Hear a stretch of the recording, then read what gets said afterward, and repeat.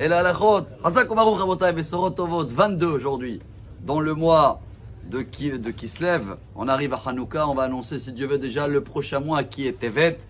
Et je crois que si on veut faire un petit résumé de cette paracha qui est merveilleuse, avec un message de vie extraordinaire, c'est une histoire de 13 ans, qu'il faut bien s'asseoir, comme on dit en hébreu, Vayeshev, assis-toi, pour comprendre le film à l'envers. Il y a un midrash très connu qui nous fait le résumé en une phrase de toute l'histoire de la paracha.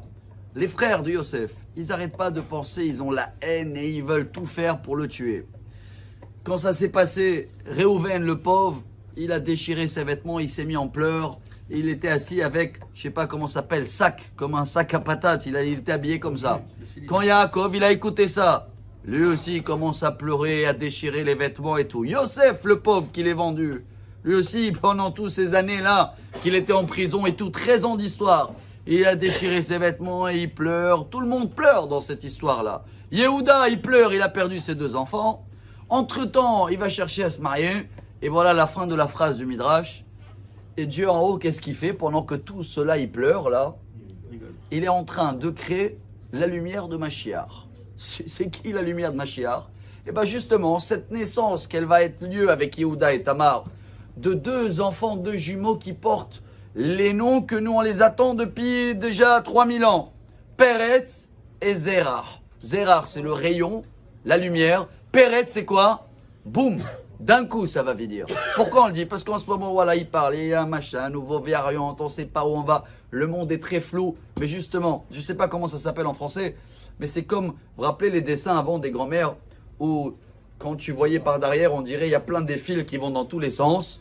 Mais quand tu tournes le tableau, d'un coup, tu as un paysage de folie. Le problème que nous, dans ce monde-là, on voit les choses à l'envers. Et on ne comprend pas que des fois, il faut méditer et regarder 13 ans en arrière, comme dans la paracha. Waouh, comment Dieu il a fait que là, je devais déménager, là, exactement, celui-là, il est né, là, j'ai quitté le travail. Quand tu regardes ton film en arrière, tu vois comment Dieu, il prépare tout. Ah, alors pourquoi ça doit se passer comme ça?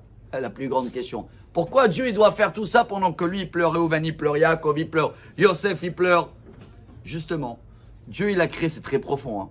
Tout le système du monde, tant que le noyau, il pourrit pas, il n'y a rien qui va pousser. Pour quelque chose, une grande lumière, une grande abondance qu'on attend, il faut que l'ancien, il part complètement. Comme ça, Dieu, il a créé les choses. Le seul problème, c'est que nous, des fois, on s'arrête sur tout ce qui est en train de se dégrader, les habitudes qu'ils ont changé.